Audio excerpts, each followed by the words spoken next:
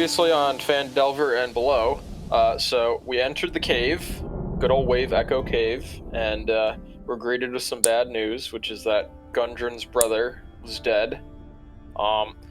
This obviously was very traumatic for Gundren, seeing his brother dead, and also led to an extended conflict between him and Orris, given that Absolute bullshit.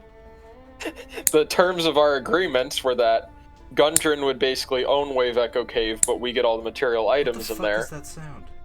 So, is that coming from my mic? No, there's like a snapping Give me noise. your nails, Nick. Oh, sorry. Are you recapping as you were Oh my god. I didn't realize the mic would pick that up. I was like, there's no way Nick is interrupting himself with that noise, right?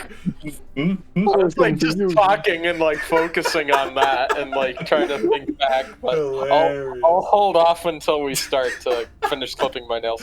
So yeah, Orris got pissed at Gundren because he wanted the like cloak that his brother was wearing, and since his brother's cloak was technically in the cave, Orris thought he should have it. That really pissed off Gundren because like it was his dead brother's robe, and like he was already fucking dealing with PTSD. So we went through the cave. They were kind of beefing back and forth the whole time. Killed some zombies, killed some fucking mushroom people. And then as we got to the doorway, which I believe had a Wraith. A wraith, thank you. It had a wraith behind it. Orris pushed Gundren a little too far, and Gundren basically said, "Fuck everybody, I'm leaving." And Frito had to go back and console him into rejoining, while also making it clear that he could have his brother's robe. And I believe also we agreed that if his other brother's dead in here, he could have his shit too. But nothing else. Did that, killed the wraith, moved on, and we actually had... right before we left off, one of the only non-violent confrontations in the entire fucking campaign so far, where there was some fucking keeper of the tomb weird fucker. I forget what it looked like. It's a beholder. I think we fought one in Baldur's Gate. It's like the floating eyeball with the four limbs that have eyes on them as well that like shoot beams at people. But this one was specifically a spectator, which I guess is a smaller beholder. Yeah. It, I think we convinced it that, like, we were liberating the cave to some extent. I got a little fog in the details and freed it from its contract of protecting Wave Echo Cave. And it said basically bet and just dipped instantly. Yeah.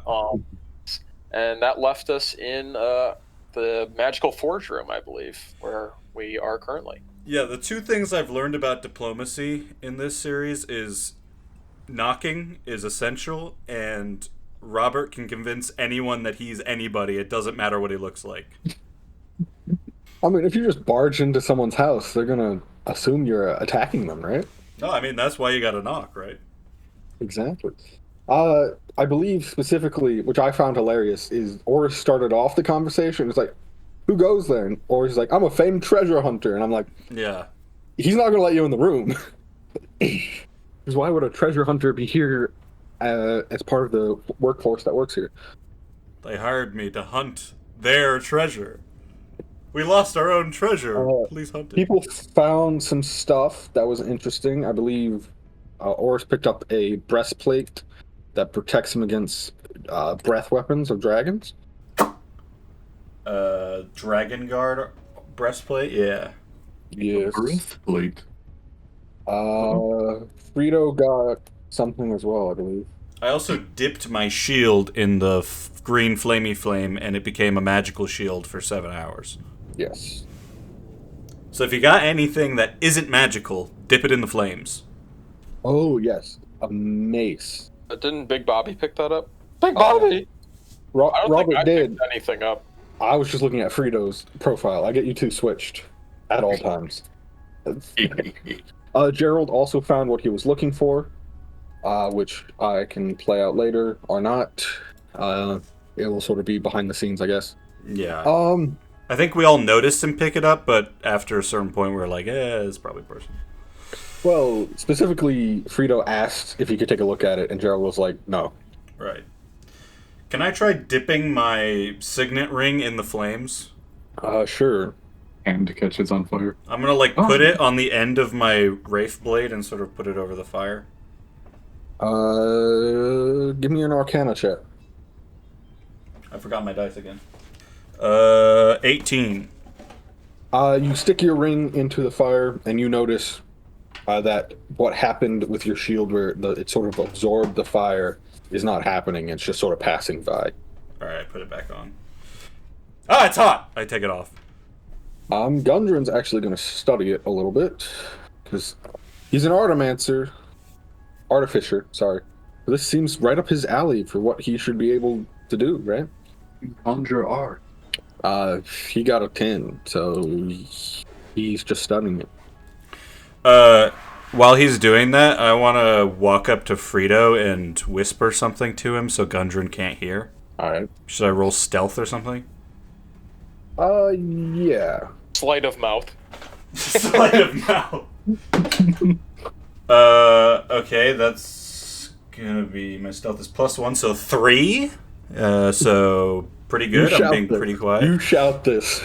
Well, I imagine I don't realize I'm saying it basic. This room's pretty small, right? So I probably just say it thinking I'm whispering, and Gundren. You're whispering to Gundren. No.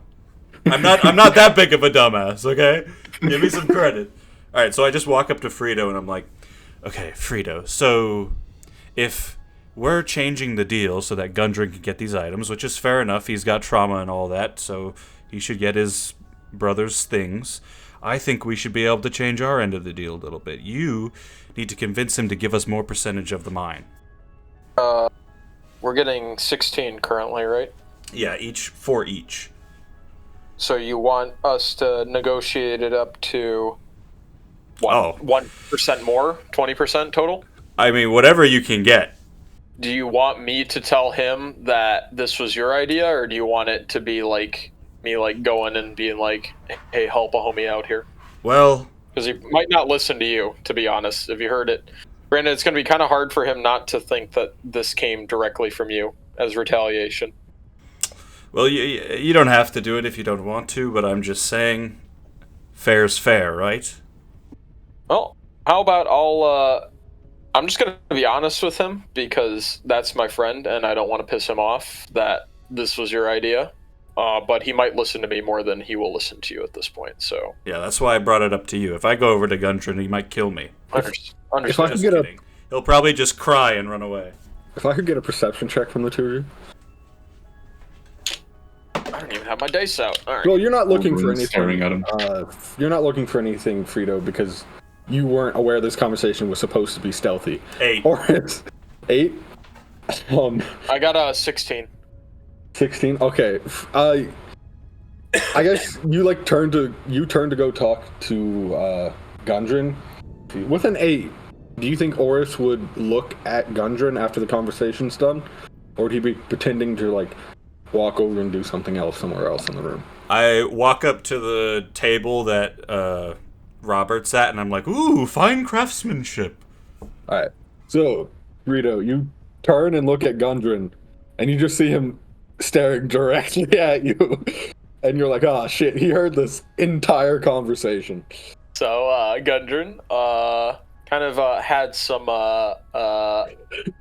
contractual issues that I wanted to run by you that one of our partners. Don't you mean suggested. Orris had some contractual issues? Well, I guess you would know that it is Orris, yes. And as you probably heard me say, I have a feeling, based on our extended friendship and relationship, that you would listen to me more than you would listen to the guy that, basically made you want to leave because you wouldn't let you have your brother's stuff.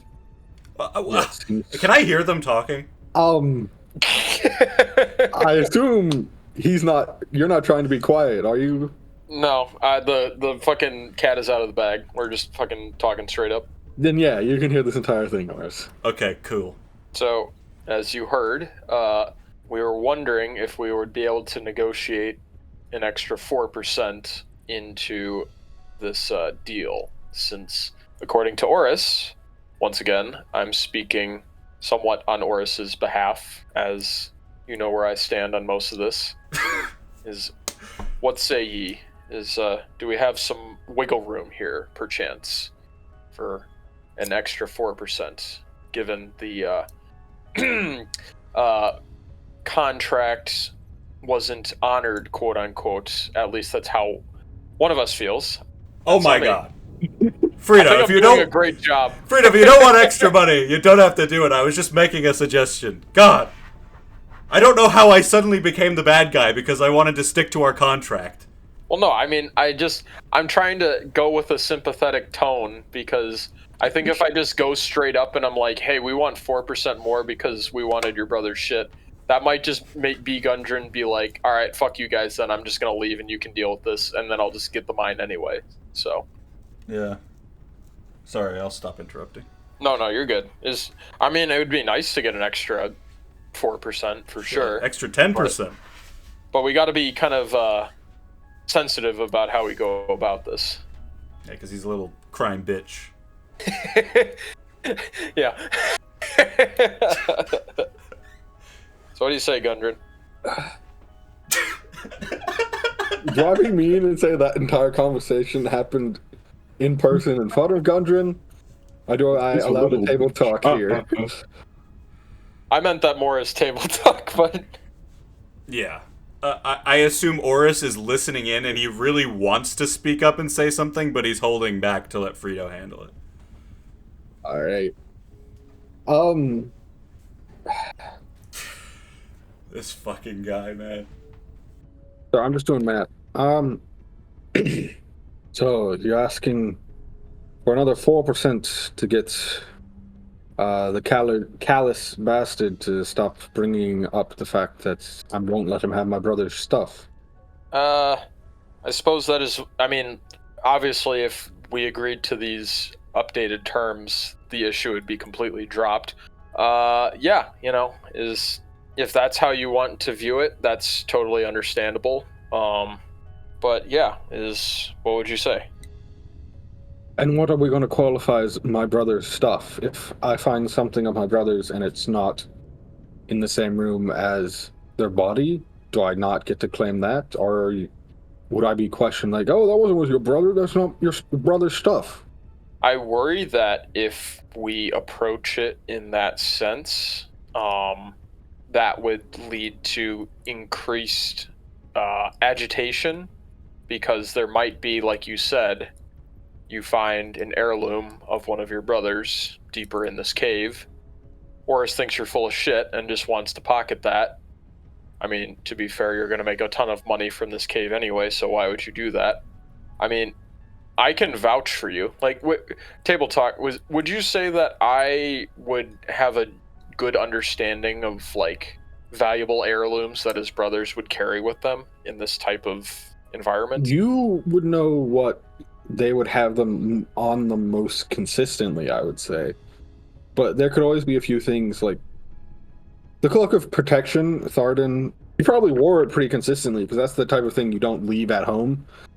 But there also could be something like, you were more friends with Gundren, so you didn't hang out every single day with Thandem and Gundren.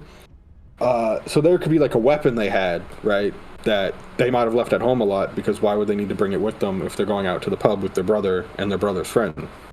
Right. So you might know generally what they had on them consistently, but there could also be some stuff that you've never seen them have before as well. Okay. All right. Time in.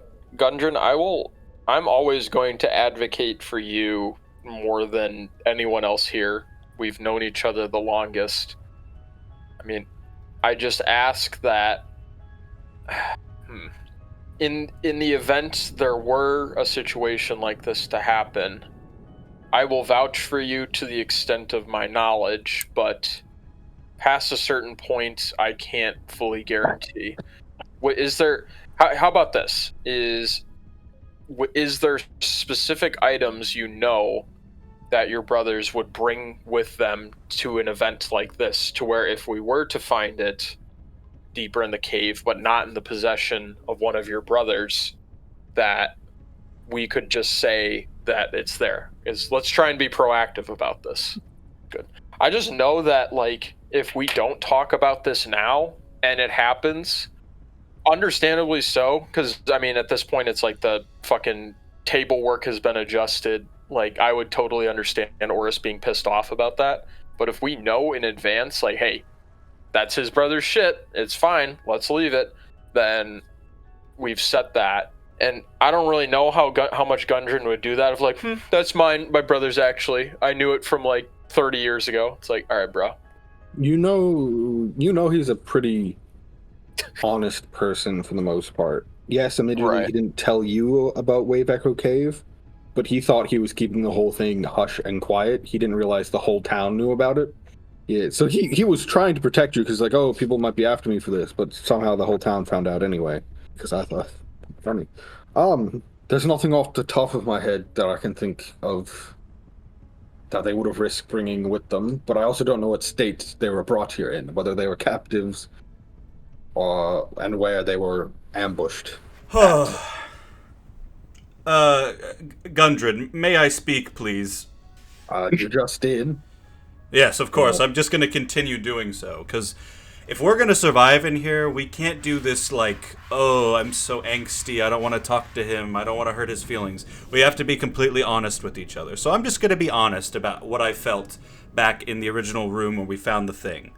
So as a treasure hunter myself, I obviously have worked with conniving, sneaky little business bitches, okay, who at the first chance they get will do whatever they can to get out of the contract and get everything for themselves. So in that moment, when the first item we found was your brother's thing and you wanted it, in that moment I didn't immediately go, oh, well, of course he should have it, it's his brother's thing. My brain went, here's another sneaky businessman trying to get out from under the contract that we agreed on. So in that moment, my frustration took over, and my instincts as a traveler of this world is what made me act in such a way. So I agree, you should be able to take home the heirlooms of your family and those things, but I think the honorable thing to do would be to up our percentage so that, you know, we're not going back on a contract we agreed on weeks ago before you said anything about your brother's items. And I mean, we're being technical about contracts and whatnot. The cave where we found my brother's dead body was a natural cave that collapsed into Wave Echo Cave, whereas our contract was only for the items in Wave Echo Cave. Well, in that case, then we have no contract about those items.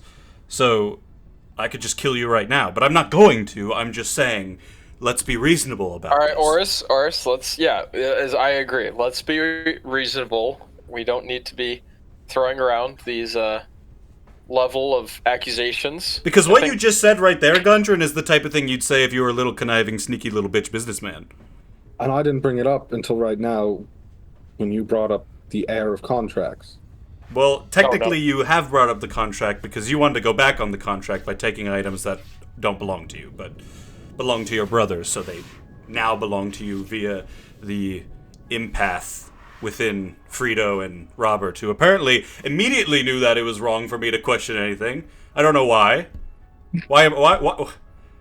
Certainly there was some thought in your head that's like, hold on a second, didn't we have an agreement? Apparently not. Apparently I'm the only fucking asshole here.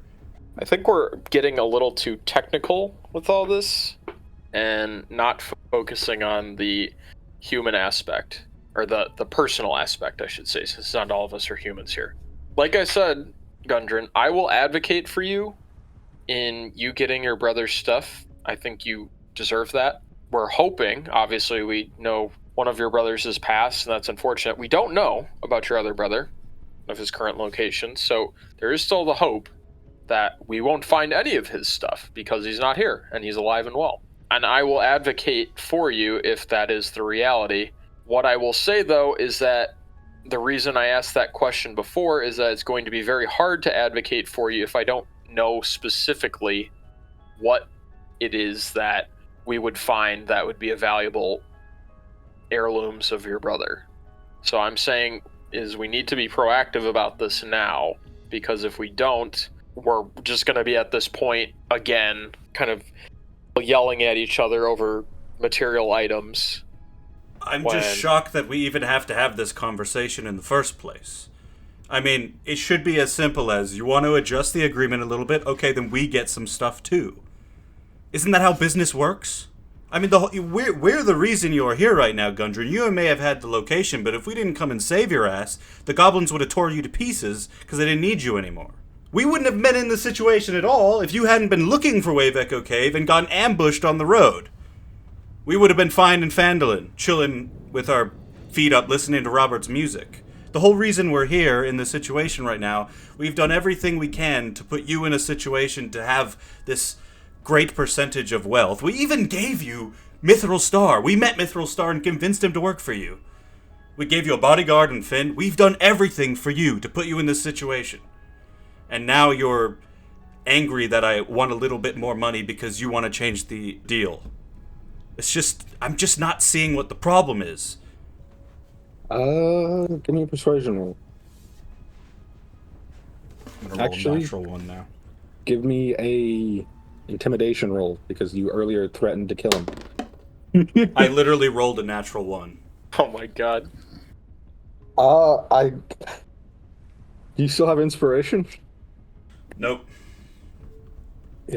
Can I give him my inspiration? You can say you were helping because you were also trying to convince Gundren. Yeah, I will say that I was trying to help. Part of me kind of wants to know what would happen with the natural one. It's not much better. Intimidation 10. 10?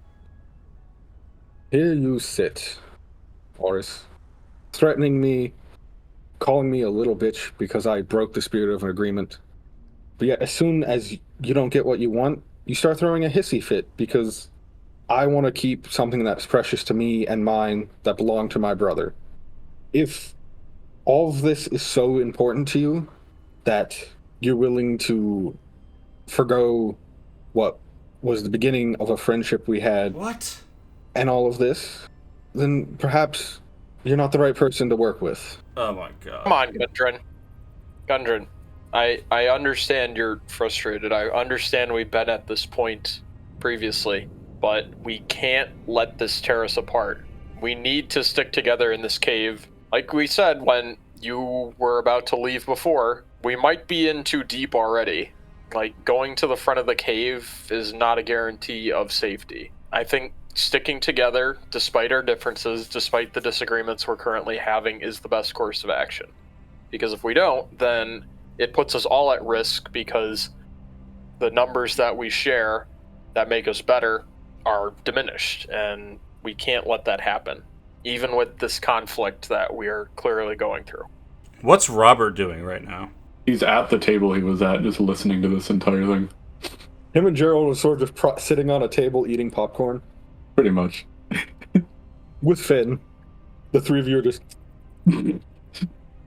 Yes. Is it better for us to stay together? Yes. And I'll honor my percentage promise to Orris for the work he's already done. And if you want more, yes. For what's been done, 4%, that doesn't sound too bad. But that extra 4%, I think that'll be for Frito, Robert, and Gerald only. So you're gonna give us all an extra 1.33%, except for Orris? If you feel that's worth it, you can choose to redistribute it to Orris if you want to. No. Why give it to the drow?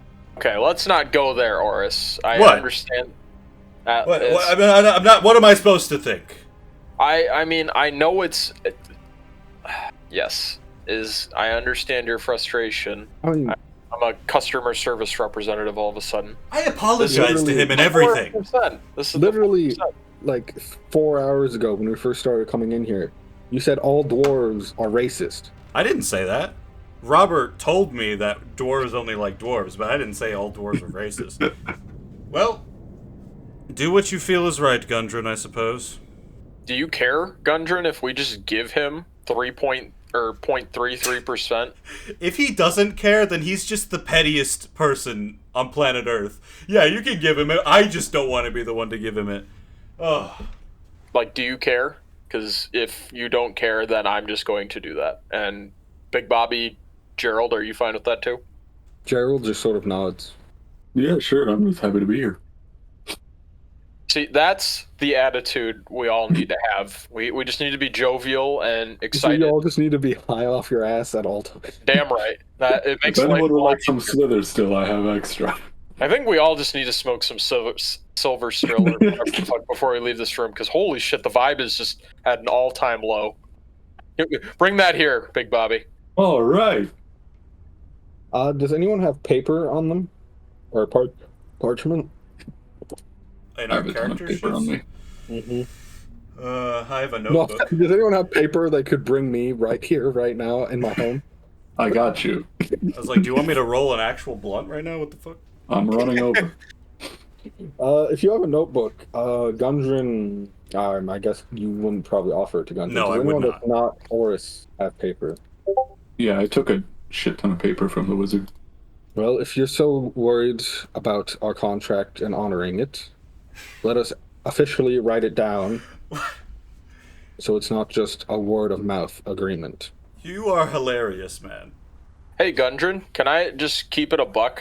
I mean, you're a good numbers guy. I totally get that. But this 0.33% is just gonna fuck up all the numbers. It's just potentially with what we got here. I think we should just set our differences aside. I mean, we're gonna give it to him anyway. Let's just all agree on 5, 5, 5, 5, because it's just gonna look a lot easier on the numbers. And Are you trying to get him to give you more percentage? no, I'm saying just give Orris the 5% because I thought you were saying let's make sure everyone has 5.555%. Perfect. I think I said good to extra. me. Yeah. What do you mean? What are all these 5s for? Can I use persuasion? Yes. That'll be a 16. 16. This is like out of character. So this point right here, unless Orris feels differently, this is going to be the start of like a rivalry, animosity relationship between the two of them. Seems like it's already happened. So I thought we were already at that point before this session. Yeah, but I mean, started just anyway. yeah.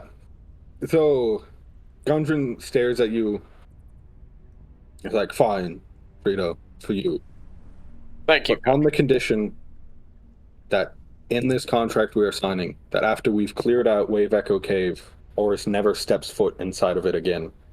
What? You're hilarious. You are very funny. Is there? Hold on, Orris. Hold on Let to me what? be the mediator here. There's a lot of emotions that are being tossed back and forth. Yeah, pass. Let me hold this blunt real quick as I negotiate this tactics. Hell of an image. I just wonder is like, how is this trade-off? Is you're giving him 5% ownership of Wave Echo Cave, but he can also never step in foot of it again. How is he going to be able to receive his equity? That's going even further back on the deal, by the way, because you already said we get to do whatever we want with the Forge in the original deal. And you still can through mediaries or your friend. Or perhaps, instead of you can never set foot in here again, we make sure we're both never in here at the same time. I mean, this is a big place, guys. Like, let's just be civil. There's going to be times once we clear this out and, things are thriving. Y'all can be in the same cave together and never see each other. So if this is a I don't want to ever see this person ever again after I make this deal and we finish clearing out this cave, that kind of seems like what both of you want at this point. So we don't need to put that into writing. That can just kind of be an unspoken agreement. Yeah, I got a feeling that after we're done with this whole escapade, I'm not going to come back here for a long time. Perfect. So we don't even need to put it in writing. I just dead-eye glare at Gundren. Do you want me to do another persuasion? Dead-eye glaring back at you. It just feels like a pain in the ass to write that into the contract, and then how is that going to be enforced? It's just kind of like, it just feels unnecessary, because you guys are not going to want to speak to each other or interact ever again after this. Okay. And Fair. so Yeah. Then how about, as a little security for me, because I've already been threatened with being murdered by this man several times, that if he ever does kill me, he loses all of his percentage and all access. Well, but once again, how is he going to? How is that going to be enforced? If I mysteriously die, an investigation is done. If they find it was him, Yeah, but who is going to inherit the mind from you if you die? Is kind of my point. Like, got any kids, Gundren? all right, I didn't like the way that was presented. yeah, the way you asked that, he's not going to answer that question, even if he Did does. your brothers have any kids, Gundren? Yeah. So, Orris, I'm gonna be doing the talking as the mediator here. I have to just level and say you are not helping in this negotiation currently. And in all fairness, we can add as well, if Orris mysteriously dies, there's an investigation. If it turns out it's me for some reason, I lose all access. Gundren, this is the same thing. Is we are going to have pages and pages of documentation. None of us wants to write that. None of us. Well, Gundren, there will be a time and place for this. I think that we need to agree on these stipulations and move on. Perhaps, how about this? How about when we finish clearing out this cave, when everything's gotten established and we're leaving to go back to Phandelver, then we can write this contract, because I don't want this contract to sign off on. This sounds like something between you and Orris. So I think you guys should talk this out. I will mediate as much as I can, but this is not the time to be getting into these types of discussions and negotiations and going through litigation. We have more important things to worry on. Yes, I agree. We should continue on with our adventure, but I'm just shocked at how far things fell apart, Gundren. I don't even feel like I did anything that bad, and for you to claim that I threatened you, oh, God. Wait, Orris, I understand you're frustrated. We just have to understand that, everyone has their own way of interpreting things. Yeah, I guess. Something that is, can be said in passing can have a lasting impact on someone. If it's said by a drow, it can mean something different. I get it. This is my first rodeo for you. And exactly. Your perspective as a drow is going to be completely different than Gundren's perspective. So we need to put that into consideration. I couldn't imagine if this dwarf had to grow up in the Underdark. My God. Maybe he'd have a fucking set of balls on him. Once again, Orris. All right.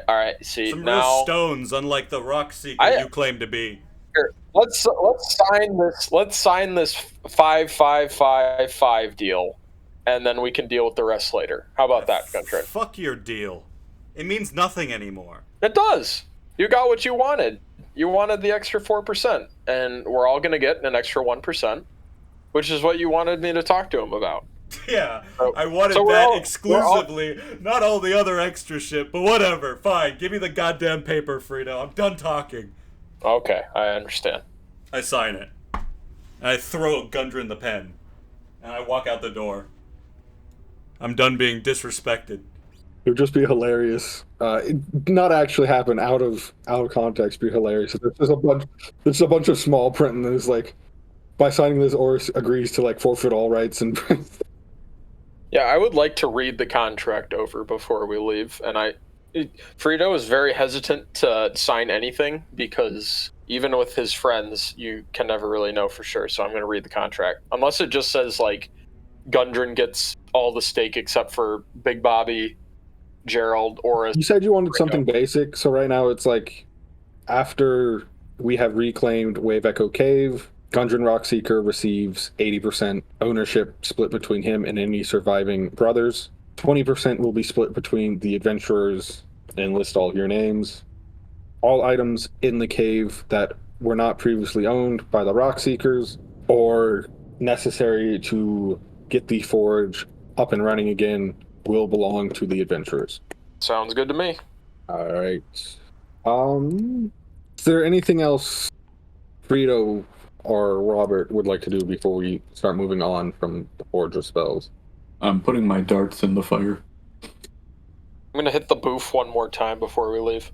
I don't think Silverstill is like weed. I think it's like crack. Dang, Damn. you're giving me crack? Oh, I was smoking some weed. Right, Robert. It makes people drowsy, but it makes me act as if I'm on crack for a while, yeah. Somehow I'm the bad guy, but Robert literally drugged me a few days ago and is giving crack out to his friends without saying what it is. They asked for some crack. I don't see what the problem is. That's not what I meant by crack, and you know it. Goddamn. Okay, I'm outside. I'm playing with my Eldritch Blast, getting ready for the inevitable backstab from the dumbass dwarf. Anything else in the room people want to do? You said you put the darts in. Yeah. They all melt. For the next 10 hours, they are +1 darts. Rah! So essentially until the next time you take a long rest. Let's make sure we kill the spider in the next 10 hours. Yours was the next 7, I think, right? Yeah, but we just took an hour arguing, so...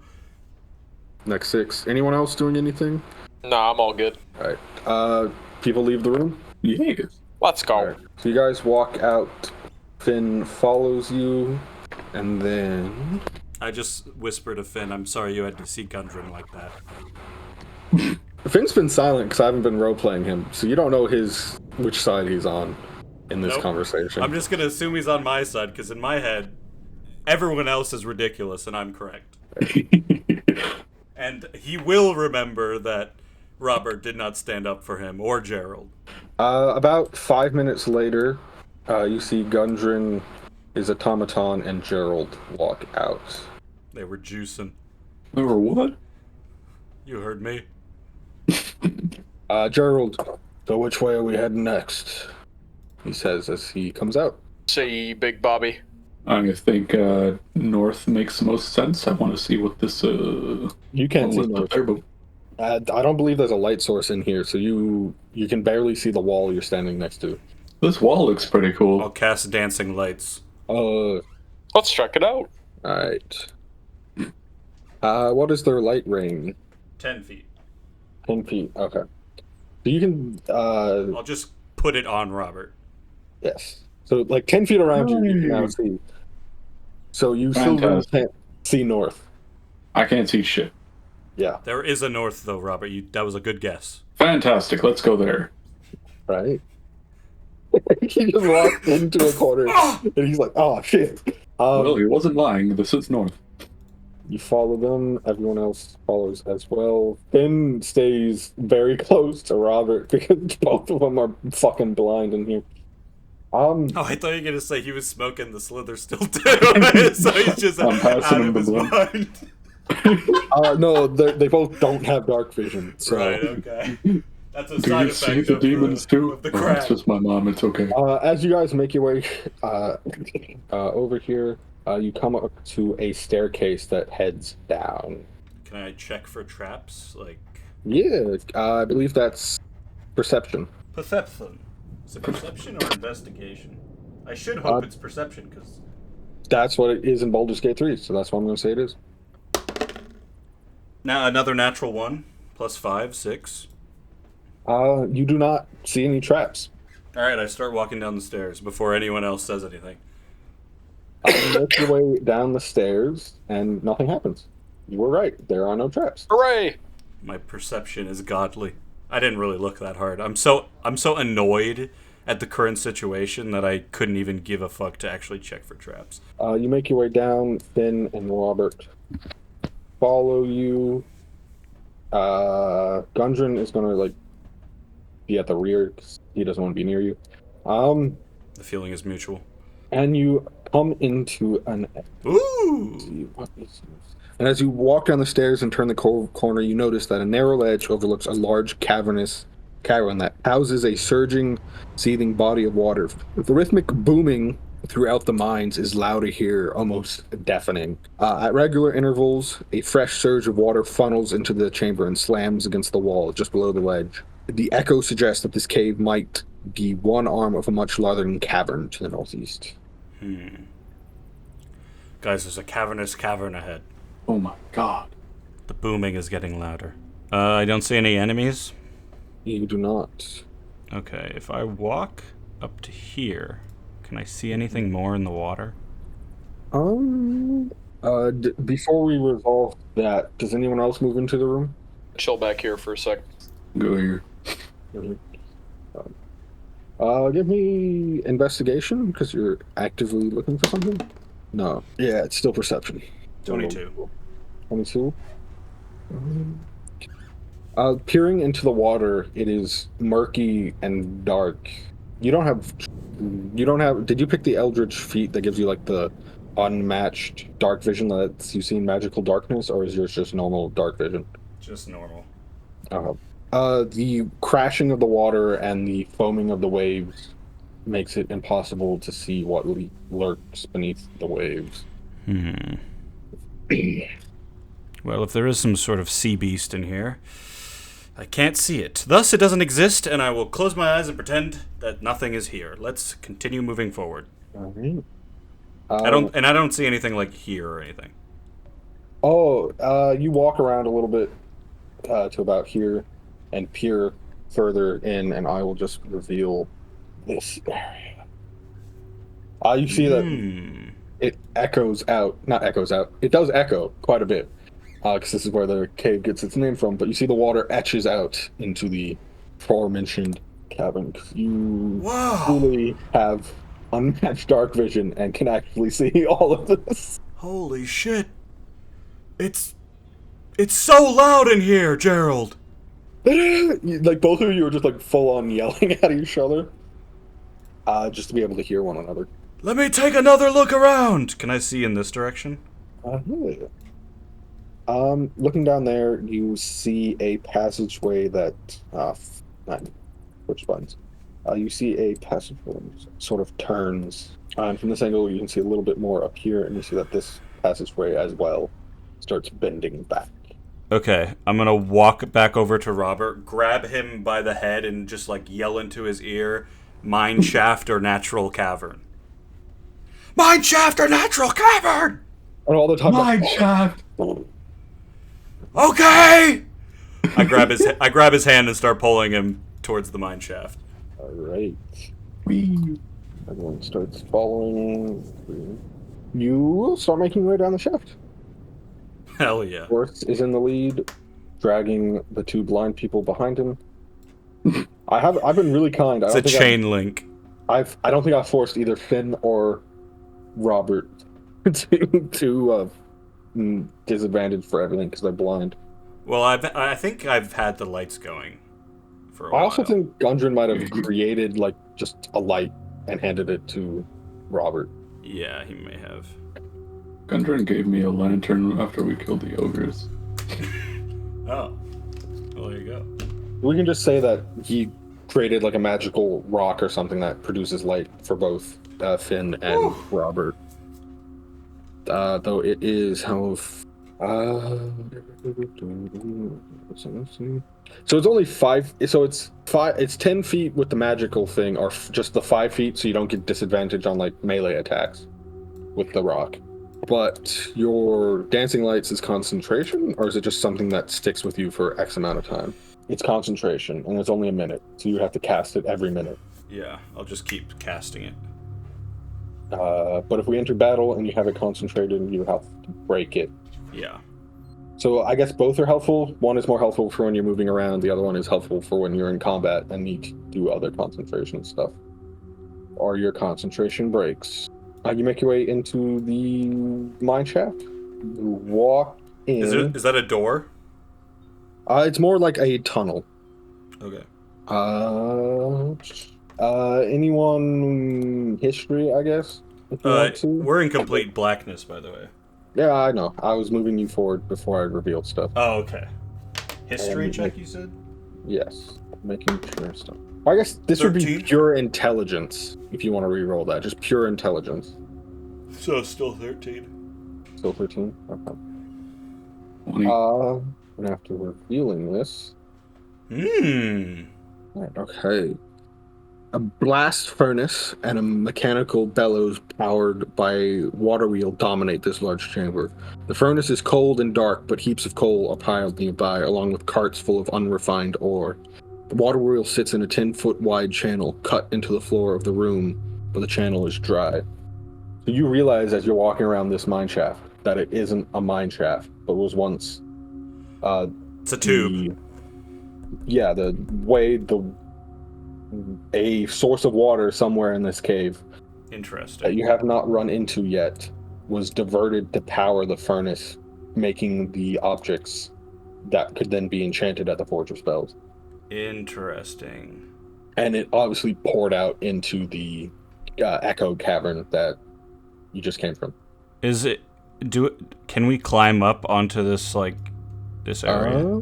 Passages exit to the west, south, and east. The empty channels exit to the north and east.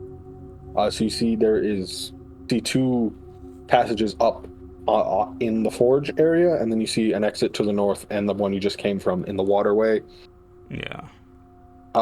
And looking around the room, you see more than a dozen withered corpses lie scattered around the room. Individuals still wearing remnants of armor. That's not quite uncommon. You've seen a lot of skeletons from the great battle that once took place here. I assume that's what this is? Yeah, that is definitely a body. As you walk in, however, the thing that catches your eye most is a flaming skull that sits near the forge. And it turns towards you. It screeches in a eerie voice that you would expect for something that is dead. Intruders! Ah, shit. Attack them! Bring them down! And you see several of the corpses shumble and rise from their lying position. Oh no, shumbling corpses! Start combat again. It's almost like there's more zombies. Just 2? Oh no, there's 4. Unnatural 20 for initiative. Alright, nice. Frito got a 12. Got an unnatural 20 from Orris. Gundren is a natural 20. That brings him to 21. He's just trying to be better than Orris. Bitch. Then. Alright, so Gundren is up first. However, he is sort of trapped behind a bunch of people. Useless. And that is too many people for me to feel confident saying he could move through them. He's gonna go on layered. He's gonna go 1, get really big for a second, and then shoot back down to the right side, step back over here, and shoot up at that zombie. How high up is it? 10 feet. 10 feet, okay. He got a 10, which is enough to hit the zombie. 6 damage to the zombie. And then because he got a natural 20, he gets to go again. And shooting is honestly the best option he has. So he's going to shoot again. He just hits. And this time he does 11 damage to the zombie. It looks very wounded. Huzzah. Then I guess it would be his Steel Defender's turn, but it also can't get through that many people. So it can't go either of the times. So it's just going to back up and guard Gundren. Then it is the Flaming Skull's turn. Is it floating? Yes, it's floating off the ground. It's just a skull that's on fire with glowing red eyes. The fire surrounding it is green, and it's just floating off the floor, staring directly into your guys' skulls. That wasn't in the Bible. No, it was not, but it's in the D&D Bible. It's unholy sanctum we find ourselves in. And surprisingly, Finn and Robert can see it because it's illuminating stuff in a 15-foot radius around it. Huzzah! So they can see that zombie too. Yes. Alright, it is... You see out of its eyes, almost like it's shooting layers, there's out of its eyes, just 2 bolts of fire launched forward at Orris, as you are the closest to him. So he is going to roll to see if those hit. Do your worst. Does a 9 or a 16 hit? Nope, I deflect it with my shield. As it flies deeper into the room. Orris, you're next. Okay. Can I run over here and use my action to set up my climber's kit so that on other people's actions they can just use their movement to get up? You're trying to negate the terrain. Just give me a d20 roll to see how well you set it up. Okay. You got 6 seconds to do this. So 15? Yes. You successfully... I guess you take some pitons, which are like the things rock climbers use to like secure themselves. Yeah. And you get like 10 of them, so that would be probably one every 2 feet. So you get like 5 of them just hammered into this wall, sort of like a makeshift ladder that people can scramble up. Can I scramble up on this turn? Because otherwise, if I can't, I'll just back up so people can get to it. So you used 15 feet to get there? Yeah. And then it's 10 feet up. So you could theoretically get right here without dashing. Can people get past me? I know typically we let people get past one person, but I'm going to stay back here. With you in their way of climbing up, yeah, they won't be able to get past you. All right, that's that's a smart play there. And bonus action, I'm going to Hexblade's Curse the Skull. Hex. All right. What are you? This isn't the one where you pick a disadvantage, right? No, that one casts a spell slot, and I'm gonna try to be more smart with those. Next up is Finn. So he has the same issue. He could get right to the top of the stairs. Actually, he will get halfway up the ladder. So I think going forward, I know this is a change, but I think difficult terrain to move through your ally. So you have to take time to like step around them and stuff. All right. He will dash unless he's got anything else that is useful. Probably not. This dude is pretty much get in range and beat the shit out of people. Yeah, so he's just going to dash 10, 15, 20, 25, 35, 50, 55, 60 to get there. I think that works. That is his turn. Next up is Gerald, who he's going to do something different. He's going to take the athletics check, because he's a pretty athletic person, to just brute force his way up the wall onto the other side of the water channel. He gets it, so he's going to take 20 feet of movement to get up to here and then attack this zombie. He hits, so that's going to be 46s, so 19 damage. Once again, magic binding the zombie together fails, and it slumps to the ground once again in undeath. As Gerald once again decapitates another living thing. Or unliving thing, I guess, in this case. That is Gerald's turn. Next is Frito. Is there any way from my current position I can spin the block and the ops and shoot a firebolt at them? The only one you could easily see was the one Gerald just decapitated. But you do have bonus action dash as a rogue, so you could get up the ladder and in range people. I'll do that. I'll do that then. That would be 20, so I bring you to 30 to get there. So you have another 30 feet of movement. Would you like to get down by... I'll go right here if I can. You could get to the square one above it. That's fine. Just move one, ba-boom. And then I will fire a firebolt at this man's. All right. Give me a roll. But a 17. 17 will hit. And the nice thing about leveling up, which I didn't realize, is now my firebolt does 2 d10s. Nice. It's going to do 17 damage. 17 damage. As I blast. You can say otherwise, William, but it's a Biden blast. It's a firebolt blast. Biden blast! Yeah! As the fire scorches across this dwarven zombie. That's your bonus action, your movement, and your action. So that's your turn. Straight chilling now. Yes, sir. Robert. All right, Robert's gonna move here. And he's gonna hit Orris and Gerald with his temporary HP, and they can use their reactions to move up to their normal movement speed if they wish. Oh, so how much temp HP do they get? They get 8 each. You could also technically give it to Gundren and his robot, I guess. I'm blind as shit, though. Oh, yeah, you only can see within... Yeah, so I moved here. Gotcha, that makes sense. So 8 temp HP for Orris and Gerald, and then they can move up to their... Doesn't that not stack, though? Yes. So I already have 9. Gerald had 0. Oh, okay. So it's good for Gerald. You can keep your 9 and then just move. I think it overrides it.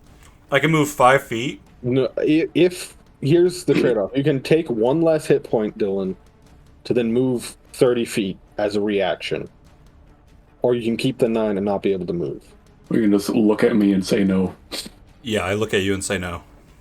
Gerald accepts it because he had no temp HP, so he will move. So he goes 1, 2, 3, 4, 5.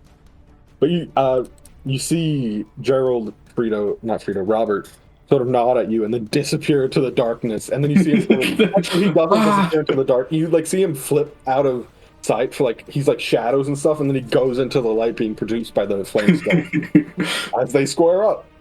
Ooh. Then I'm casting fly on myself. Is this your racial trait or your loot? No, that's my loot. Uh-huh. I can only levitate as my racial trait. And then my ass is... How tall is the 10 feet. This box thing? Oh, probably 30 feet tall. It's a big ass furnace.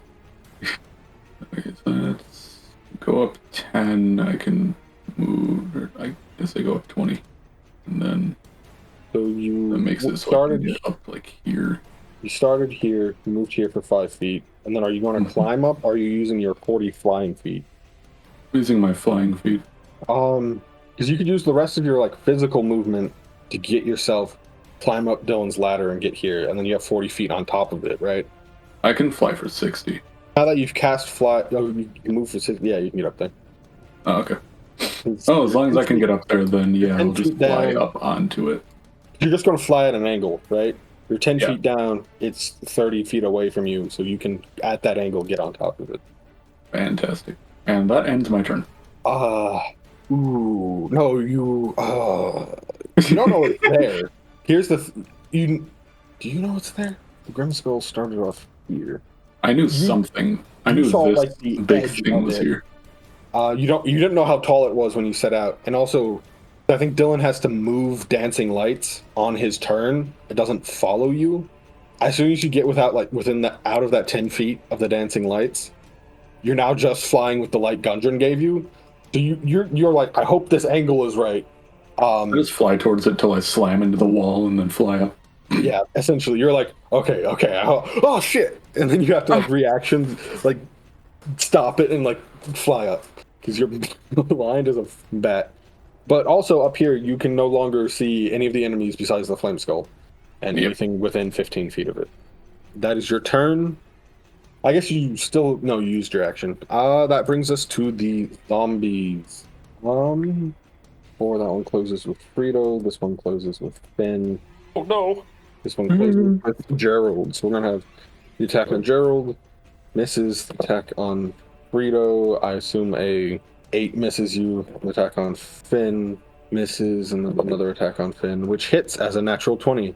Oh fuck! So Finn is going to take 12 points of bludgeoning damage as the zombie just slams into him as his back is turned defending against the other one. That takes us through all of the zombies, which brings us back up to the flame skull, which is going to... You see magic start surrounding it, and then bolts of energy fling forward and slam into Gerald as it casts magic missile at him. So Gerald takes 13 points of force damage. Missiles slam into him. That is going to be its turn. Gundren is up next, who now is going to move forward. 1, 2, 3. Can you roll a dice to see if he trips and dies? 5. He can get here, and then because he doesn't want to be anywhere near Orris, he dashes right past you. They winning. And that's as far as he can get. And then he will shoot this zombie in the back. I mean, he entered and exited your zone of control. Do you try to trip him and kill him? No, I'm not gonna try to trip him and kill him. As sassy as I believe he is technically my ally in this situation. What bonus actions do you have? He does this a little. This is another fractured future. We rewind in time a little bit. You see him.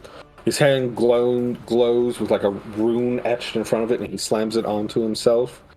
And as a bonus action, he casts Expeditious Retreat, which allows him when he casts a spell in each time on his, for up to 10 minutes, he can take the bonus action as a dash. So he gets up there, then he shoots the zombie, which hit, and then does 1d10.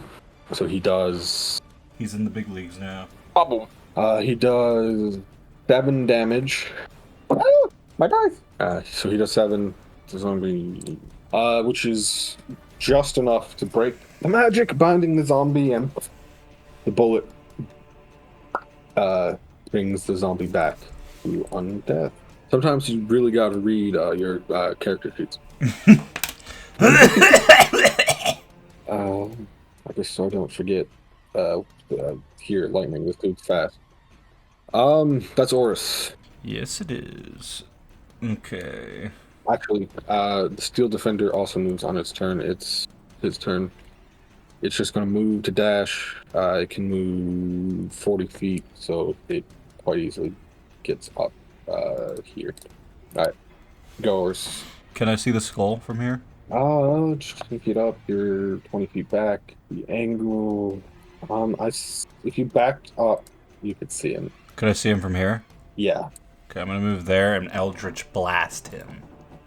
Alright. That's a 19 to hit. That hits. What type of damage does this do? Force, right?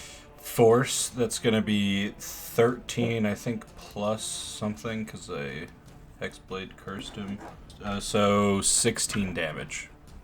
Unless he's got some sort of resistance. Alright, you blast into the skull. Skulls shouldn't talk! Or float. You just or hear cast it laughing spells. at you. Finally, someone understands how funny Gundren is. He just turns and stares at you, shutting up as soon as you say that. Just saying Nah, his kidding. name depressed you. I get it. Hey, maybe we can be friends. No. Any bonus actions? Rest of your movement? No, I'm gonna stay here hoping that the skull doesn't move. Alright. Next up is Finn, who is going to attack the zombie in front of him. He hits. He will do 8 damage.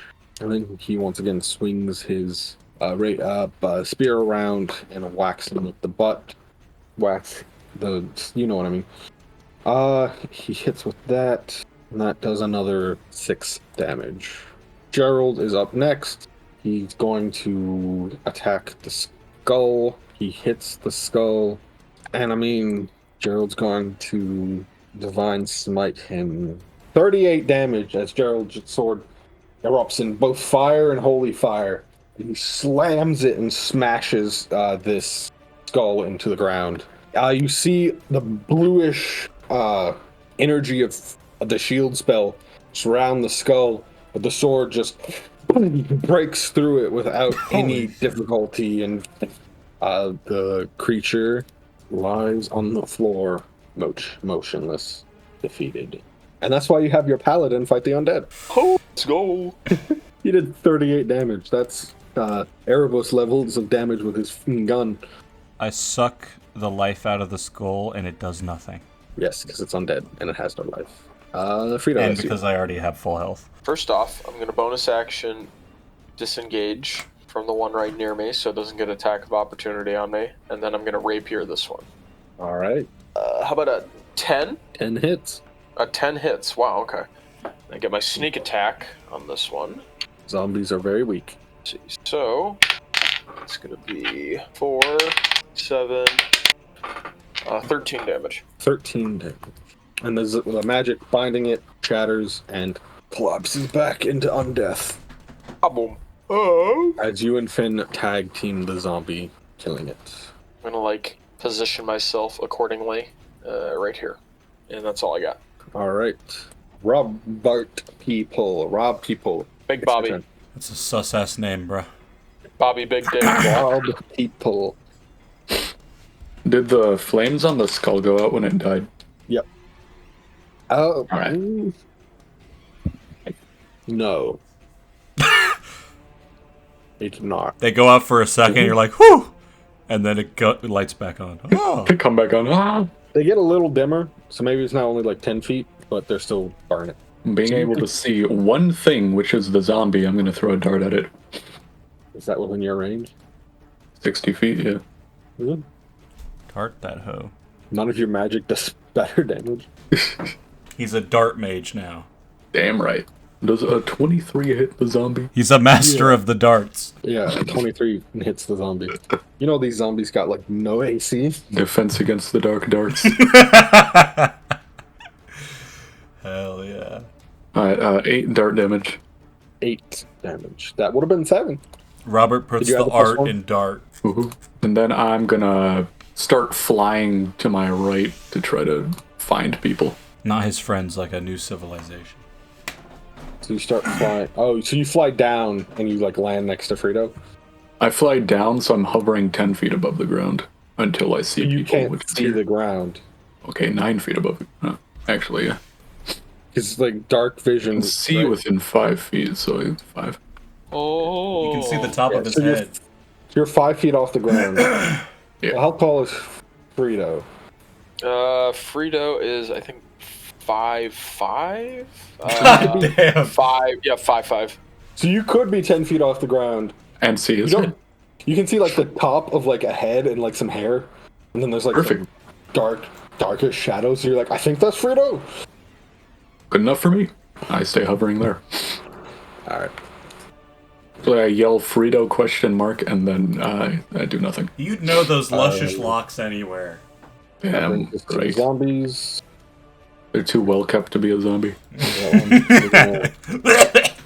1, 2. Oh god, he's turning into a zombie. Run! Imagine a zombie with extensions. Yo, you kinda drippy, my boy. You got that shit Just got back from my appointment. Think. Have you ever been with a baddie before? Yes. Zombies are also slow, so they've been dashing to catch up with you guys. Huzzah! That brings us back up to the flame skull. I'm kidding, Gundren. It's back! He will just shoot a bitch and shoot the zombies. He hits. He does 10 damage to this zombie. Orris, that's you. So could I go doot? You here, so That's 5. 20. Oh, so I can go here. So that's Even 20, 25. Yeah, that's 30. I'm gonna stab. So these zombies aren't like the biting kind, right? No. I think zombie in modern meter, you think of zombies that like bite people and spread a curse. I think in D&D specifically, zombies are more of like, it's one of two types of undead where you have either a skeleton, so there's no flesh and bones on it, and they're more times armed with like swords or bows. And then you have zombies, which are more like dead with flesh still on them that are a little less intelligent for some reason, that just stumble around slamming their arms into people. Right, okay. Let's see if I hit. That's a natural 1 plus 7, 8. That's a fail, right? Natural 1. Natural 1 in combat is an auto fail. Yeah. Yes. But 8 is technically its AC, but it fails because it's natural 1. Yes. That's literally the only thing I could have rolled to fail. Yes. Oy. All right. That's my turn. That's how D&D goes sometimes, right? Yep. You know how that should Oh, go. you have rolled like 5 natural 1s so far this session. Yeah, it's That been is awesome. what I do, Yugi. Next part up of the is story, Finn, though. who's going to stab a zombie. It's part of the story that hits it. Orris continuously cannot live up to his words. He talks a big game and then fails. Does another 8 damage to a zombie. Heard your bitch ass was talking And shit. slams its spear butt into it. It hits. Does another 6 damage. He's just getting shit done. That's Finn. He gets shit done and he doesn't contribute verbally to the story because none of you talk to him. That's too many NPCs for me to roleplay. Next up is Gerald, who's going to attack a zombie. He hits 18 damage. Magic binding the zombie to this plane breaks. stumbles to the ground. Once again, not living. Holy shit, he did. Gerald will then use his movement to go 1, 2, 3, and then he just drops down. So I'll count that if he lands this well. He got a 16 plus 8 for athletics, so he lands. That'll only be 5 feet of movement because he's falling, I guess. And he probably falls faster than people climb, so he'll get there. And then Frito. My turn? Oh my god, Yes. Let's go. I'll just rapier the one in front of me. Yeah, alright. Whoa, here we go. How about an 18? 18 will hit. Let's go. I'm gonna We just do. got finished talking about how their AC's 8. I have to call it out anyway. Fuck. No, you do. It's nice. And now I forgot what I rolled for my D8 because you were talking shit. You roll it again, man. Well, certainly higher than that. God damn it. Alright. Oh, that's fine. I'll do 15 damage. 15 damage. Stab the zombie and it collapses to the ground undead once again. Now Frito's feeling pretty full of himself, so he's gonna, like, walk over the zombie, move here. He could have moved to the left, but he decided to step on the zombie he just killed, just to feel like the fucking man for a Just second. put a taunt in. Yeah, exactly. And that's all I got. Robert, that's you. Alright. You saw the head of hair disappear and then reappear. Oh my god, he's over here now. And you saw... Do you wear a hood in-game, Orris? Because that's just what your character thing has been wearing this entire time. Yeah, I wear a hood. And then you see like a hood walk into frame. Ah! Well, because I believe you're about 5 feet tall, Orris, right? I'm 5'8". You can probably see his eyes. Ooh. I'm just gonna drop down, hoping I don't land on somebody. Alright, you land successfully. You Huzzah! now see the zombie in front of you that you couldn't before because it's a dwarf zombie. Oh, hello. I stab it. Alright, give me a roll. What weapon are you using? My rapier of suction. Let's go. No, I'm on 11. 11 hits. 9 damage. 9 damage. Yeah. It still stands. Then I'm gonna... I can't see Finn from here, right? I'm not doing shit then. Alright, that brings us to the zombies. 1, 2, 1, 2, 3, 4. We're gonna have 2 attacks on Frito. How dare you? And 1 on Orris. How dare you? Does an 18 hit you, Frito? Yes it does, and now I can finally use, for the first time, my Uncanny Dodge. Uncanny dodge. You take 6 points of damage, half to 3. Ow! As you sort of get out of the way of the zombie, but it still smacks your ass or something. Oh, Bitch! How dare you? hit you and also Should have been me. And then we got 1 on Orris, which even though I rolled a 14 plus 3, that does not hit you because you now have like 21 AC, right? I got 20, yeah. I'd have 21 if a certain cloak was mine, but... But no. Well, I think you have too many magical items, right? You have to sacrifice something. That is the 3 remaining zombies, so that brings us back to the top of the round with Gundren, who, because you can tell this fight is pretty much done, it's going to be a little bit petty and not shoot the one next to Orris. Which he gets immediate karma for as the bullet goes wide and misses. Because he also got a nat 1. Somehow I'm gonna get blamed for that. You're in the way. He's just like glaring at you like the wind. You caused the wind that blew the bullet out of the way or something. You Yeah. farted. He was so enraged by seeing a drow because he's so racist that he missed. It's not Drow. He gets perfectly fine along with Duran back in... It's just you. No, he's racist as fuck. Boy. Yep.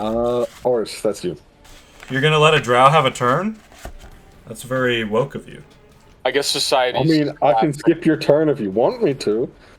No, that would be against the rules. That would be going against the deal. What deal?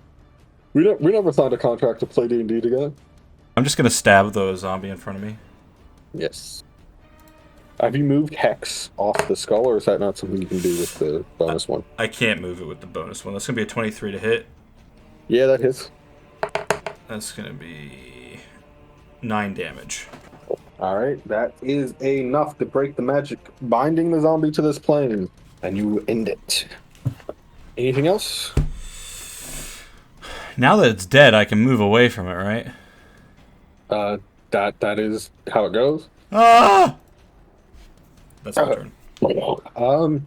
Next up is Finn, who blindly stumbles forward, sees Frito's there, stumbles next to Frito, and realizes there's a zombie in front of him. Oh! But he attacks. He hits. I'm just going to roll that one too. He hits that. He does 10 damage with the tip of his spear, and then he does another 6 damage with the butt of his spear. Let me retract that. He does 9 damage with the tip, and then 6 with the butt. Hey, yo. Put a pussy in the butt. He doesn't do a lot of damage, but Finn sure is efficient at making sure he hits. That is Gerald, who will spend 10 movement getting up, and then 15, 20 to get here, move down 1. He will attack the one that Finn just attacked. He hits, will do his a lot of damage. He does 16, and the zombie stays standing, as he doesn't do enough to pierce the magic binding it together.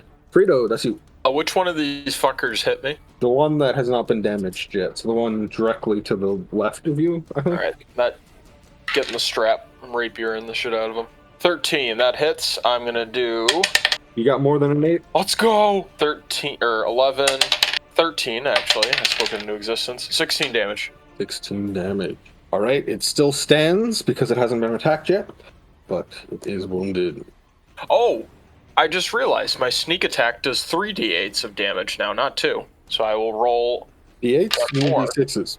Or d6s, sorry. So instead of 16 damage, I do 21 damage. It is still standing. That's fine. I just wanted to do the extra 5. Barely. It's fucking... Like, I have a fucking good cantrip now, and my close head-to-head combat actually is good now. Let's fucking go. Anyways, I'm done. The more you level up, the better you get. Let's fucking go! Who would have thought? I don't believe it, actually, to be honest. That's illegal. I'm stabbing the zombie in front of me. Alright. Considering that's the only one you can see. Hey, sir. Oh! Whoa. That's gonna be a 10 to hit. 10 hits. That's not a D8. That's a D8. That's gonna be 6 rapier damage. Pierce into the zombie and retract the blade, and it just stays standing. Ah! What a bitch. I'm alright, Fuck fellas. you. And my turn. That is the 2 zombies. One is going to attack Finn. One is going to attack... what's his face? Alright. One's going to attack Frito, one's going to attack Finn. Finn, that's the one. Frito, I assume you get hit with an 18, right, Frito? 18. Yes. Uncanny dodge. Ah! Alright. It actually manages to hit Finn as well. What a fucking bitch. He has a 19 AC. It got literally a 19. So, Damn. you take 2 damage. Finn takes 7. Uncanny dodge on top of the amulet that I got from killing that bitch, Lenny. I'm actually a little more beefy now, to be honest. Yes. That was my hope. That way, if Gerald ever leaves, you'll have at least somewhat of a tank still. Or I just need more than one creature to attack you at a time, because you only can use Uncanny Dodge once per round. But so far, they have not done that. That brings us back up to Gundren, who's going to shoot a zombie. He hits it. He does 8 damage, which does not break the magic binding the zombie together. Then it's Orris. Oh yeah. The really injured one I'm gonna blast. Alright. Well, they're both at the same amount of health. So Maybe I can't see the lower one. One is here. Yeah, I don't see a health bar for that one. Oh. It doesn't have one. Forgot to make So that I just visible. assumed it had full health. I'll attack the one in front of Gerald then. Alright. Let's see if I hit. 18. Did you get it in that one? Nope. Alright, 18 hits. And that'll be 4 damage. I remain standing. That's my turn. Yeah, this is the part of the game where now you guys have to do enough damage, and the zombie has to roll poor enough that you actually kill it. Yeah. I think that misses. Finn misses the zombie with his first attack. Hits it with his second one. Does 5 damage. And the zombie rolls poor enough on its save that the butt of the spear cracks the skull of the zombie, and it falls to the ground dead. Well, re-dead, I suppose I should say. Gerald goes up. He'll whack a zombie. He hits with a 15. And then he does, oh my god, I rolled the 4d6s and got 4 6s. What? So he just did Jesus Christ. 24 damage, which is impossible for the save to succeed on. So he kills the zombie. And that's why you guys bring Gerald places.